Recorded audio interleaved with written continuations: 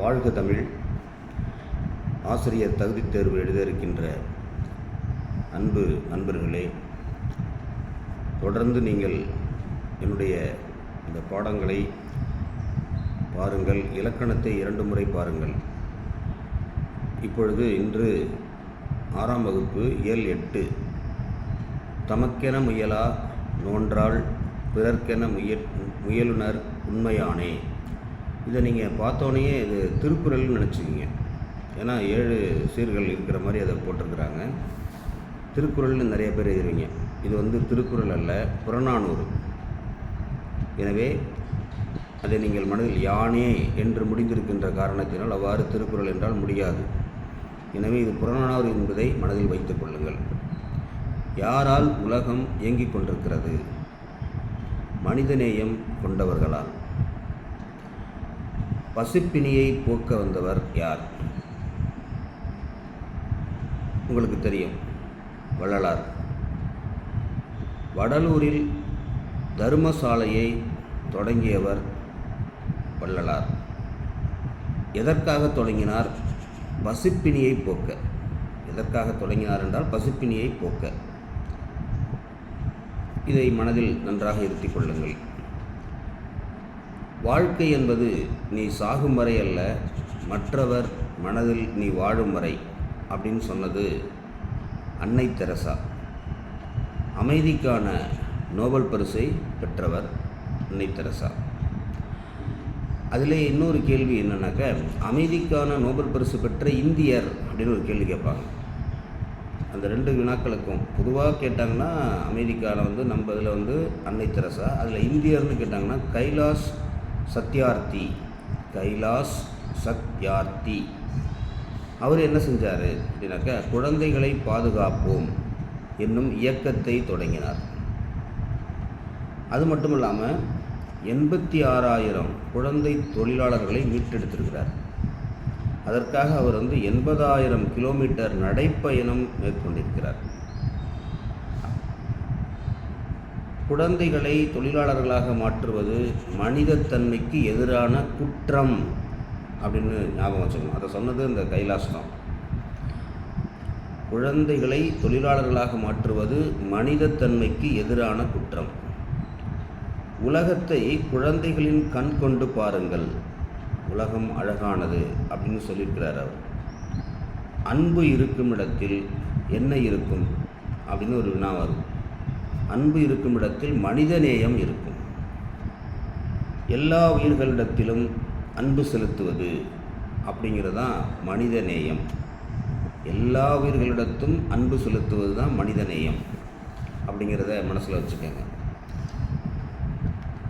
தன்னுடைய மகனுடைய இதயத்தை தந்தவர்கள், அதனால் நம்மிடத்தில் நீங்கா இடம் பெற்றவர்கள் யாருன்னா அசோகன் புஷ்பாஞ்சலி மருத்துவ தம்பதியினர். அவங்க 2 பேரும் மருத்துவர்களாக இருந்திருக்கிறாங்க. தன்னுடைய மகன் ஒரு விபத்தில் இதாகிறப்ப அந்த இதயத்தை கொடுத்துருக்குறாங்க இன்னொருத்தங்களுக்கு. அந்த சிறுமிக்கு யாரினுடைய இதயம் பொருத்தப்பட்டது அப்படின்னு கேட்டிங்கன்னா, அசோகன் புஷ்பாஞ்சலி அவருடைய மகன் ஹிதேந்திரன். ஹிதேந்திரன் பிறந்தபோது பெற்றோரின் இதயத்தை கொள்ளை கொண்டவன். ஆனால் இதயம் கொடுத்து நம் இதயங்களை வென்றவன். அவனுடைய இதயத்தை கொடுத்து நம் இதயங்களை வென்றவன். இது நல்லா ஞாபகம் வச்சுக்கோங்க. அடுத்து, கோதை புத்தகம் படித்தால் இது என்ன அப்படின்னு கேட்பாங்க. கோதை புத்தகம் படித்தால், புத்தகம் என்ற பொருளை குறிக்கிறதுனால பொருட்பெயர். கோதை பள்ளிக்கு சென்றால் அப்படிங்கிறப்ப அது எதை குறிக்குது? அந்த எதை குறிக்குது? அந்த இடத்தை குறிக்குது, இடப்பெயர். பள்ளிக்கு அப்படிங்கிறதுனால இடப்பெயர். கோதை மாலையில் விளையாடினால், இது மாலை என்ற காலத்தை குறிக்கிறதுனால காலப்பெயர்.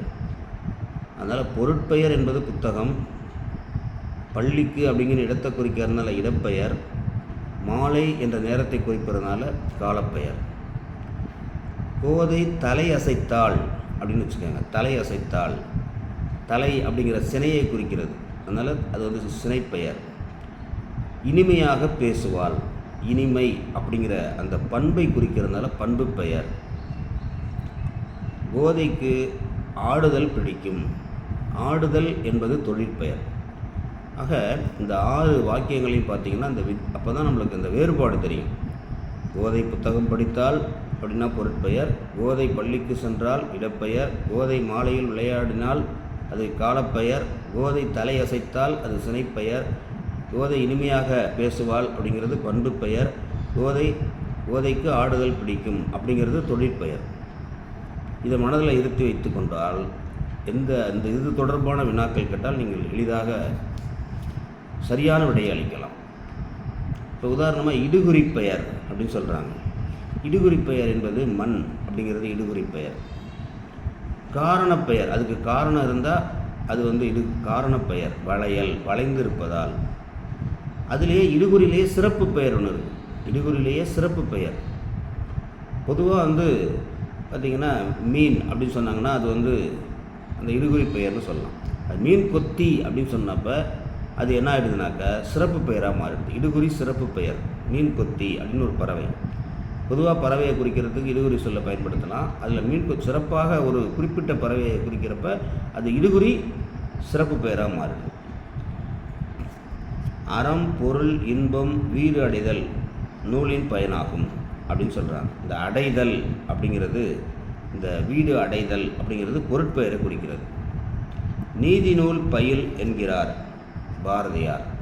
இந்த பாரதியார் அப்படின்னு சொல்கிறப்ப அதுவும் பொருட்பெயரை தான் குறிக்குது அப்படிங்கிறத மனதில் வைத்துக் கொள்ளுங்கள். இது வரைக்கும் நம்ம 6ஆம் வகுப்பில் உள்ள அனைத்து வினாக்களையும் பார்த்துட்டோம். அடுத்து வகுப்பு 7ஆம் வகுப்பு. எச்சம் என ஒருவன் மக்கட்கு செய்வன விச்சை மற்று அல்ல பிற. இதையும் பார்த்தா அந்த எழுதுகிறப்ப நம்ம பார்த்திங்கன்னா திருக்குறள் மாதிரியே எழுதிடலாம். ஆனால் அது திருக்குறள் அல்ல, சமண முனிவர் எழுதுது. அடுத்து விச்சை அப்படின்னாக்கா கல்வி, எச்சம் அப்படின்னா செல்வம், வவ்வார்னா வவ்வுதல் அப்படின்னா கவர அப்படின்னு அர்த்தம். வவ்வார்னா கவர முடியாதவர். ராஜரீகம் அப்படின்னா ஆட்சி முறை. இதெல்லாம் பொருள். விச்சைனா கல்வி, எச்சம்னா செல்வம், வவ்வார் அப்படின்னா கவர முடியாது, ராஜரீகம் அப்படின்னா ஆட்சி முறை. ஒவ்வொருத்தரும் பெற்றோர்கள் தம் குழந்தைக்கு சேர்த்து வைக்க வேண்டிய செல்வம் கல்வி. என்ன காரணம்னா கல்வியை போல் கேடில்லாத செல்வம் வேறில்லை. கேடில்லாத, அது மனசில் வச்சுக்கணும். உள்ள பொருள் உள்ளிருக்க புறத்தேயோர் பொருள் தேடி உழல்கின்றீரே அப்படின்னு ஒரு பாடல். உள்ள பொருள் உள்ளிருக்க புறத்தேயோர் பொருள் தேடி உழல்கின்றீரே. இது தனிப்பாடல் திரட்டு. தேயிலை தோட்ட பாட்டு எழுதியவர் முகம்மது ராவுத்தர். தேயிலை தோட்ட பாட்டு அப்படின்னு ஒரு பகுதி இருக்குது, அதை பாடியவர் முகம்மது ராவுத்தர்.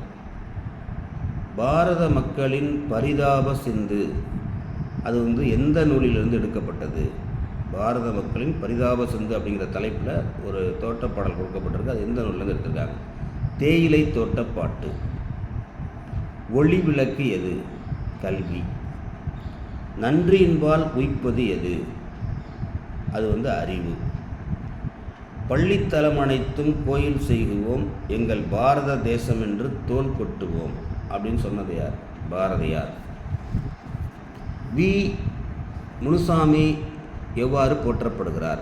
முனுசாமி அப்படின்னு சொன்னாவே நம்மளுக்கு என்ன ஞாபகம் வரணும்னா திருக்குறளார். அவர் திருக்குறளில் நல்ல விளக்கம்லாம் கொடுத்துருக்கார். திருக்குறளை தமிழ்நாடு எங்கோ பரப்புவதற்கு அடிப்படை காரணமாக இருந்திருக்கார். அதனால் திருக்குறளார். அவர் என்ன நூல்கள்லாம் எழுதியிருக்கிறார்? வி. முனுசாமி அவர்கள் என்ன நூல் எழுதியிருக்கிறார்னா வள்ளுவர் உள்ளம், வள்ளுவர் காட்டிய வழி, திருக்குறளின் நகைச்சுவை, இந்த 3 நூல்களும் அவர் எழுதியிருக்கிறார். அடுத்து பள்ளி மறுதிறப்பு என்னும் கதையை எழுதியவர். இது கதை. பள்ளி மறுதிறப்புங்கிறது ஒரு கதை. அதை எழுதியவர் சுப்ரபாரதி மணியன். சுப்ரபாரதி மணியன். அவர் ஒரு இலக்கிய இதழ் நடத்தி வருகிறார். அந்த இதழ் பேர் கனவு. அவர் நிறைய நூல்கள் எழுதியிருக்கிறார். பின்னல் வேட்டை, தண்ணீர் யுத்தம், புத்துமண், கதை சொல்லும் கலை. பின்னல் வேட்டை, தண்ணீர் யுத்தம், புத்துமண், கதை சொல்லும் கலை, இதெல்லாம் அவர் எழுதிய புத்தகங்கள். எல்லோருக்கும் எளிதில் பொருள் விளங்கும் சொல் அப்படிங்கிறது எதை குறிக்குதுன்னா இயற்சொல்லை குறிக்கும். எல்லாருக்கும் எளிதில் பொருள் விளக்கும் சொல் இயற்சொல். உதாரணமாக சோறு அப்படிங்கிறது எதை குறிக்குது அப்படின்னு கேட்பாங்க. சோறு இயற்சொல்லை குறிக்கிறது. அழுவம் அப்படிங்கிறது எதை குறிக்குதுன்னா திரிந்து வருகின்ற காரணத்தினால் அது திரிசொல். பெற்றம் திசைச்சொல். இரத்தம் வடசொல். திசைச்சொல் அப்படிங்கிறது ஏதோ ஒரு திசையில் ஏதோ வந்திருக்கு அப்படின்னு அர்த்தம். குறிப்பாக அது வடசொல்லை குறித்தாதான் அது வடசொல்னு எழுதணும். அதில் குங்குமம் கமலம் என்பன எவ்வகை சொற்கள் அப்படின்னு கேட்பாங்க. இது ஒரு நுணுக்கமான கேள்வி. குங்குமம் கமலம் அப்படிங்கிறது தற்சமம் அப்படிங்கிற சொல்லக்கூடியது. அதை திசை சொல்லையே பார்த்திங்கன்னா வடமொழியில் என்ன சொல்கிறாங்கன்னா அப்படியே அதை எழுதுனா அதுக்கு தற்சமம் அப்படின்னு பேர். அதை பற்றி இலக்கண பாடத்தில் நான் தெளிவாக கொடுத்துருக்குறேன். பண்டிகை கேணி அப்படிங்கிறது எதை குறிக்குது அப்படின்னா திசை சொற்கள். ஏதோ ஒரு மொழியிலேருந்து நம்ம நாட்டுக்கு நம்மளுடைய தமிழ் மொழிக்கு வந்ததுனால அது திசைச்சொல் என்று அழைக்கப்படுகிறது. இதெல்லாம் நீங்கள் மனதில் நன்றாக இருத்தி கொள்ள வேண்டும். இது இயல் 7, இந்த வகுப்பு 7ஆம் வகுப்பு 7லேருந்து எடுக்கப்பட்டது. வேறுபாடுகளை நன்றாக மனத்தில் வைத்துக்கொள்ள வேண்டும். ஒரு முறைக்கு இருமுறை நீங்கள் படிக்க வேண்டும். ஒரு வினா எடுத்து அந்த வினாவுக்கு சரியான விடையை நம்மளுக்கு உடனடியாக தெரிந்து கொள்ளுகின்ற வகையில் அதை நம்ம ஏற்கனவே படித்திருந்தால்தான் அதை நம்ம தெளிவாக எழுத முடியும். இல்லைன்னா எழுத முடியாது. அதை நீங்கள் நன்றாக மனதில் இருத்தி கொள்ள வேண்டும். தேர்வு எழுதுகின்ற அந்த மனநிலை எப்பொழுது வரும் என்றால் தைரியம். நம்ம பயப்படாமல் எழுதலாம், வெற்றி பெற முடியும் அப்படிங்கிற தன்னம்பிக்கை எப்போ வரும்னா நிறைய நீங்கள் படிக்க தான் வரும். இல்லைன்னா வராது. அந்த வகையில் தான் நம்ம முதல்ல இலக்கணத்தை கொடுத்தோம். இப்போ தமிழில் பாடத்தில் இலக்கணத்தை கொடுத்தோம். அதுக்கப்புறம் பாட வாரியாக நம்ம இப்போ சொல்லிகிட்டு இருக்கோம். இப்படி நாம் சொல்கிறத நல்ல மனசில் பதிய வச்சுக்கோங்க. அதை நேரடி வகுப்பாக கூட நடத்துறதுக்கு எனக்கு விருப்பம் உண்டு. அது இப்போ குழந்தை கும்பகோணத்தில் நடத்தலாம் அப்படின்னு யாராவது பிரியப்பட்டீங்கன்னா கூட நீங்கள் சொல்லலாம். ஒரு 10 பேர் அல்லது சுந்தர பெருமாள் கோயில், இதுதான் எனது ஊர். எனது வீட்டில் மாடியில் இடம் இருக்குது. அப்படி யாராவது நீங்கள் படிக்க விரும்பினா, முழு நேரமும் படிக்க விரும்பினால் பகல் வேளையில் முழுவதுமாக காலை 10 மணி முதல் மாலை 5 மணி வரை நீங்கள் படிக்க விரும்பினால் உங்களுடைய எண்ணை எனக்கு அனுப்பி வைக்கலாம். என்னுடைய எண் 9443484316. இதுதான் என்னுடைய புலன எண். இதில் உங்களுக்கு ஏதாவது சந்தேகம் இருந்தாலும் நீங்கள் அதை கேட்கலாம். அந்த எண்ணையும் நான் இந்த இதில் பதிவிடுகிறேன், அந்த தொடர்பில். அதனால் நீங்கள் அப்படி யாராவது முழு நேரமும் நான் படிக்கணும் அப்படின்னு விரும்பினா நீங்கள் அந்த எண்ணோட தொடர்பு கொள்ளலாம். அது நீங்கள் கும்பகோணத்திற்கு அருகில் 10 கிலோமீட்டர் தொலைவில் இருக்கக்கூடிய சுந்தர பெருமாள் கோவில் அப்படிங்கிற அந்த ஊரில் என்னுடைய மாடியிலேயே நீங்கள் படிக்கலாம். கும்பகோணத்தில் படிக்கணும்னு நினைக்கிறீங்கன்னா யாராவது கும்பகோணத்தில் படிக்கக்கூடிய ஆசிரியர்கள் இந்த தேர்வு இருக்கிறவங்க ஏதாவது இடம் கிடைப்பதற்கு வாய்ப்பு இருந்தால் அங்கே கூட நடத்தலாம். ஒரு 10 பேர் வந்துட்டாங்கன்னா நான் அதை நடத்துறதுக்கு நான் தயாராக இருக்கேன் அப்படிங்கிற அந்த செய்தியையும் பதிவிடுகிறேன். நான் ஏற்கனவே ஒரு இணைப்பு லிங்க் அனுப்பியிருந்தேன். அது இலக்கணம் சம்மந்தமான 30 வினாக்கள். அதை நீங்கள் இன்னும் நிறைய பேர் அதை பயன்படுத்தலை. அதனால் அதை பயன்படுத்துங்க, தைரியமாக பயன்படுத்துங்க. தவறு இருந்தால் அதிலே சரியான விடையை காண்பிக்கும் என்று சொல்லி நாளை தொடர்வோம்.